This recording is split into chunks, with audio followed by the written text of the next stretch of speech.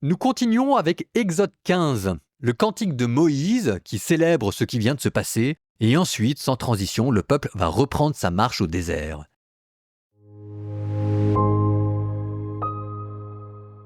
Alors Moïse et les fils d'Israël chantèrent ce cantique au Seigneur. Je chanterai pour le Seigneur, éclatante est sa gloire. Il a jeté dans la mer cheval et cavalier. Ma force et mon chant, c'est le Seigneur. Il est pour moi le salut. Il est mon Dieu, je le célèbre. J'exalte le Dieu de mon Père. Le Seigneur est le guerrier des combats. Son nom est le Seigneur. Les chars du Pharaon et ses armées, il les lance dans la mer.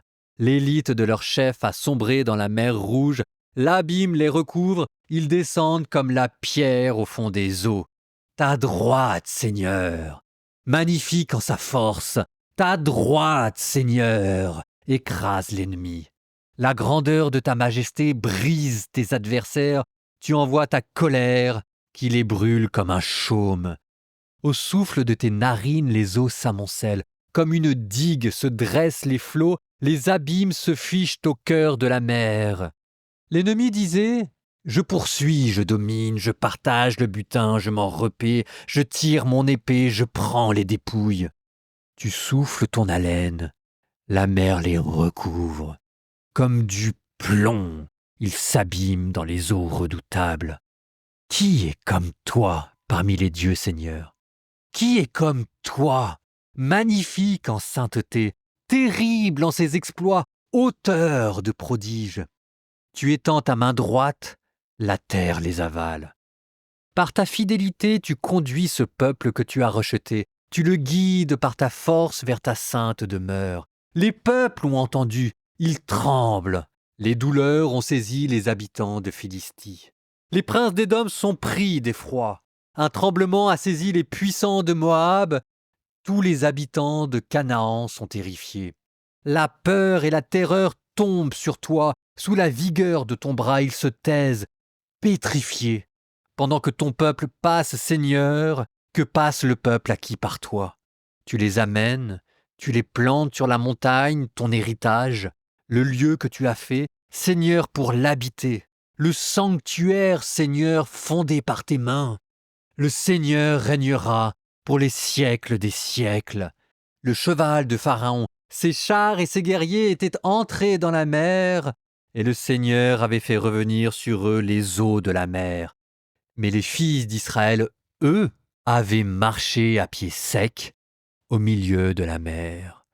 La prophétesse Myriam, sœur d'Aaron, saisit un tambourin, et toutes les femmes la suivirent, dansant et jouant du tambourin, et Myriam leur entonna « Chantez pour le Seigneur, éclatante est sa gloire, il a jeté dans la mer cheval et cavalier. » Moïse fit partir les fils d'Israël de la mer des roseaux, et ils sortirent en direction du désert de Chour.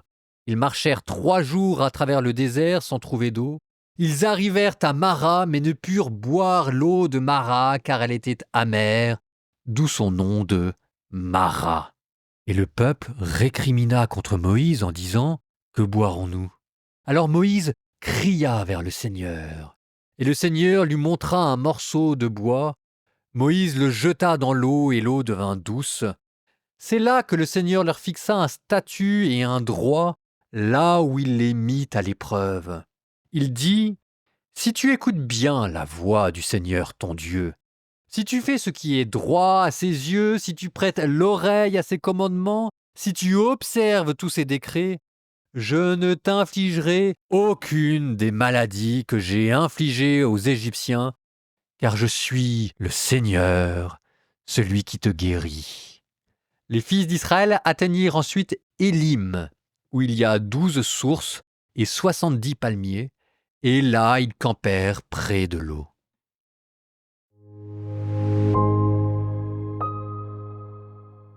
Le cantique de Moïse, vous avez entendu sa puissance, hein. Il y a quelque chose de brutal dedans en même temps qu'il y a une action de grâce. Alors, avec ce cantique de Moïse, qui est un chant liturgique, vous êtes en train de clore toute une section qui avait commencé avec le descriptif de la fête de Pâques. Comment il fallait prendre un agneau, comment il fallait prendre du pain sans levain, puis ensuite vous avez eu l'action de Dieu éclatante que vous commémorez, et vous terminez par un hymne liturgique. Donc en fait, toute cette section peut quasiment être considérée comme une sorte de missel à l'usage du peuple juif. Il faut imaginer que ce cantique de Moïse que vous venez d'entendre était proclamé de manière solennelle dans le temple de Jérusalem. Vous avez entendu dans ce cantique de Moïse comment il était question de Moab, comment il était question d'Édom, comment il était question de Canaan. Donc en fait, si vous voulez, c'est un cantique qui est très postérieur, qu'on attribue ici la naissance à Moïse, mais qui en fait a été écrit bien longtemps après, quand Israël avait envahi la Terre Sainte et chassé devant lui les autres peuples. Et c'est d'ailleurs là où c'est intéressant, parce que dans cet hymne de victoire, qui est peut-être un peu comme la Marseillaise pour le peuple juif, moi je ne sais pas, mais vous êtes dans cet ordre-là, vous avez écrit cette phrase « Le Seigneur est mon roi, il est ma force et ma puissance, le Seigneur est mon roi ». C'est ce que je vous ai dit, hymne national, donc hymne patriotique, mais il est aussi question d'un système politique. En fait, à travers Dieu qui combat le pharaon, vous avez deux systèmes politiques qui s'affrontent. D'une part, la monarchie humaine, avec ce qu'elle peut représenter de violent dans la manière d'asservir les hommes, de totalitarisme dans l'orgueil de Pharaon, et de l'autre côté, ce qu'il faut bien appeler une théocratie. Dieu qui est roi, la souveraineté de Dieu, et où en fait on est son fidèle sujet en lui obéissant. D'un côté, vous avez le culte rendu au Pharaon, de l'autre côté, vous avez le culte rendu à Dieu, et en même temps que Israël vient d'assister à la défaite de ces pharaons, c'est en même temps un système politique, Dieu roi, qui vient de prouver sa valeur contre un autre système politique, l'homme roi. Et que ça, il faudra jamais l'oublier quand on parlera de l'histoire d'Israël, quand on parlera de la longue suite des rois, David, Salomon, l'exil. Et même, vous savez, pour en revenir à nous en 2024, il ne faut pas oublier aussi que Dieu est notre roi, et que quand on dit ça, il y a aussi une dimension politique. Le peuple chrétien, c'est un peuple, c'est une nation sainte, un peuple de prêtres, mais quand même une nation et un peuple. Et vous savez, ça, on l'oublie très facilement, parce que le mot politique est devenu tellement mal connoté qu'on n'ose plus l'utiliser. Mais quand même, notre citoyenneté, c'est ce que vous rappelle ce cantique de Moïse, notre citoyenneté, avant d'être française ou de quelque pays où que vous soyez, elle est dans le ciel, là où règne notre souverain, là où règne notre roi. Alors, je ne suis pas en train ici de vous faire de la politique partisane, je ne suis pas en train de vous parler de la monarchie, de la théocratie de Vatican ou d'autres choses, mais ce que je suis en train de vous dire, c'est une chose que nous, chrétiens, nous avons oubliée. Votre première nationalité, elle est dans le ciel. Et si vous l'oubliez, posez-vous la question, de quel côté est-ce que vous êtes d'après la Bible ? Du côté des esclaves qui servent le pharaon en Égypte, ou du côté des Hébreux qui sont peut-être totalement apeurés, mais qui sont en train de connaître la véritable liberté ? Bon, voilà pour le cantique de Moïse. Et puis après, vous avez vu comment est-ce que sans transition, le texte vous remettait tout de suite le peuple en marche. Le peuple en marche, mais qui commence déjà à râler. Et là, écoutez, ça n'aura pas duré longtemps. 3 jours après, voilà le peuple qui se met à murmurer contre Dieu. Ah, on n'a pas fini de l'entendre, celle-là, cette rengaine. Si vous transposiez ça dans une des paraboles dont Jésus avait le secret, ça vous donnerait, vous savez, ce sol pierreux dans lequel le bon grain est semé, et comme il n'y a pas beaucoup de terre, aussitôt il germe, mais dès qu'il y a le moindre problème, pouf, tout disparaît. Les Israélites viennent de voir la plus belle action de Dieu, et 3 jours après, ils commencent à murmurer contre Dieu. C'est ce qu'on dit peut-être en théologie catholique. Il ne suffit pas d'assister au salut, il faut encore se l'approprier. Et pour l'instant, les Juifs, qui ont vu le salut opéré par la main de Dieu, ne se le sont pas encore appropriés. Cela reste un peuple au cœur fragile. Mais vous pouvez voir certaines choses qui se mettent en place. Moïse qui intercède. Ça, on n'a pas non plus fini de l'entendre. La grandeur de Moïse qui ne veut pas abandonner son peuple. Le miracle que le Seigneur opère par la main de Moïse et qui se rapproche un peu quand même de ces histoires de bâtons transformés en serpents, enfin bref, de toute cette magie que l'on avait vue en Égypte et qui reste quand même attachée à Moïse quand il part dans le désert. Et donc là, Moïse prend une sorte de bois qu'il jette dans l'eau et l'eau devient douce. Pour les chrétiens, ce bois qui transforme les amertumes de la vie en douceur, ça deviendra la croix du Christ. Toujours est-il que, au bout de cette épreuve, vous entendez cette phrase de Dieu. Je vous l'avais déjà dite, donc je me permets de vous la redire, mais là maintenant elle va prendre tout son sens.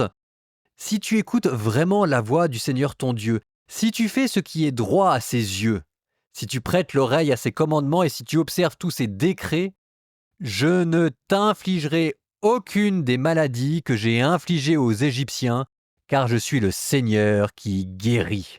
Si tu m'obéis, si tu obéis à la loi, si tu es charitable pour nous parce que c'est la loi, dans ce cas-là, je ne t'infligerai aucune des maladies que j'ai infligées aux Égyptiens.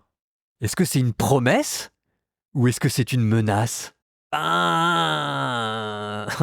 pas facile de savoir, hein. Là, moi je me mets à la place des Égyptiens, je viens d'assister à la mort en direct de la plus puissante armée du monde. Je dois dire que je tremble de peur. C'est ce que je vous disais. La loi ici est présentée comme un refuge, comme un bouclier. On pourrait dire que la croix aussi est notre bouclier contre une colère de Dieu, peut-être toujours un peu trop près à être dégainé. On n'est pas encore dans le Nouveau Testament. Donc Dieu, riche en pardon, en miséricorde, plein de tendresse, oui, ça va arriver. Mais pour l'instant, on pose les choses. Et la manière dont Dieu pose les choses, elles sont carrées, quoi. Et c'est peut-être bien aussi de passer par là, parce que parfois, vous savez, dans notre vie spirituelle, on prend quand même beaucoup de choses un peu trop vite pour acquis. La loi, la justice, le respect, l'amour et la foi envers Dieu. Et ça veut dire des choses. Il faut peut-être avoir vu les Égyptiens mourir devant les yeux pour comprendre vraiment ce que ça veut dire. En attendant, ça n'empêche pas notre peuple d'arriver à cette oasis parfaite au milieu du désert, avec ses 12 sources d'eau, une par tribu, avec ses 70 palmiers, comme les 70 anciens pour que chacun ait son petit morceau d'ombre, le jardin d'Éden retrouvé au milieu du désert. Écoutez, la vie est belle. La vie est belle quand même. En guise de prière finale, écoutez, alors je sais que je vous ai cité beaucoup de prières, de psaumes, etc., mais le moine que je suis est obligé de redire quelques phrases de ce cantique de Moïse. Je ne vais pas inventer des prières pour l'occasion, alors que c'est le texte biblique qui lui-même vous les donne. Donc nous lisons les premières phrases. Au nom du Père et du Fils et du Saint-Esprit. Je chanterai pour le Seigneur. Éclatante est sa gloire. Il a jeté dans la mer cheval et cavalier. Ma force et mon chant, c'est le Seigneur. Il est pour moi le salut. Il est mon Dieu. Je le célèbre. J'exalte le Dieu de mon Père. Le Seigneur est le guerrier des combats. Son nom est le Seigneur. Qui est comme toi parmi les dieux, Seigneur? Qui est comme toi, magnifique en sainteté, terrible en ses exploits, auteur de prodiges? J'aime Dieu. Aimez-le de tout votre cœur, de tout votre esprit, de toute votre force. Et que Dieu vous bénisse, lui qui est Père, Fils et Saint-Esprit.